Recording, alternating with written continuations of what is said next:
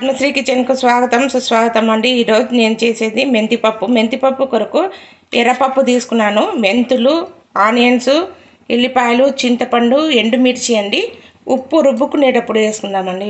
Stove on చేసుకొని cooker పెట్టుకున్నానండి. ఇందులోనే ఆయిల్ వేసేసుకున్నానండి.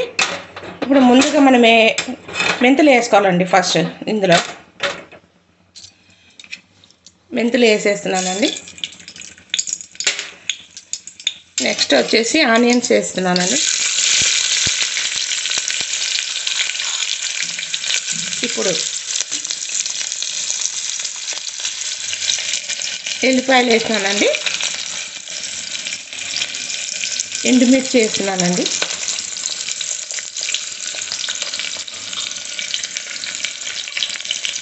ఎర్రపప్పు వేస్తానండి.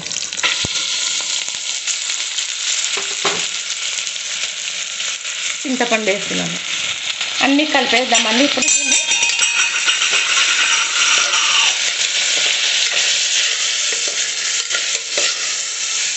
ఇలా కొద్దిగా ఫ్రై చేయాలండి ఆయిల్లో.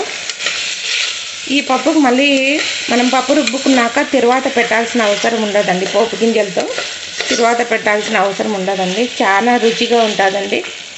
ఇది మరాఠీ వంట అండి.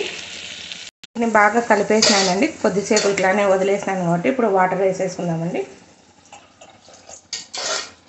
వాటర్ వేసేసినాను. ఇప్పుడు ఇందులో కొంచెం పసుపు వేసుకోవాలండి. ఇంతే పసుపు వేసుకున్నాను. చాలా టేస్ట్ ఉంటుందండి ఈ పప్పు. మీరు కూడా చేసి చూడండి ఒకసారి.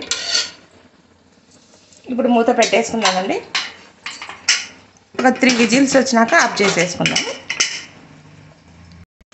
చూడండి, ఇంకా కుక్కర్ విజిల్ వచ్చేస్తుంది. ఇప్పుడు ఆఫ్ చేస్తాం. విజిల్ వస్తానే అండి.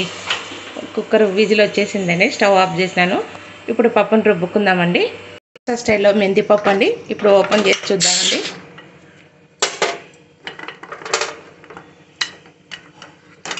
ఒక చేత వీడియో, ఒక చేత కుక్కర్ అంటే కొంచెం కష్టమైంది.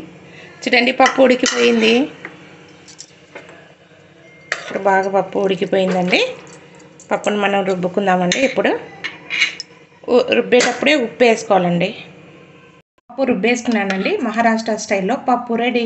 ఇప్పుడు ప్లేట్లో సర్వ్ చేసుకుందామండి. మహారాష్ట్ర స్టైల్లో మెంతిపప్పు రెడీ. కాంబినేషన్ చపాతీ అండి. ఈ 2 కాంబినేషన్ మీకు నచ్చినట్లయితే లైక్ చేయండి, షేర్ చేయండి, సబ్స్క్రైబ్ చేయండి. Thank you watching friends.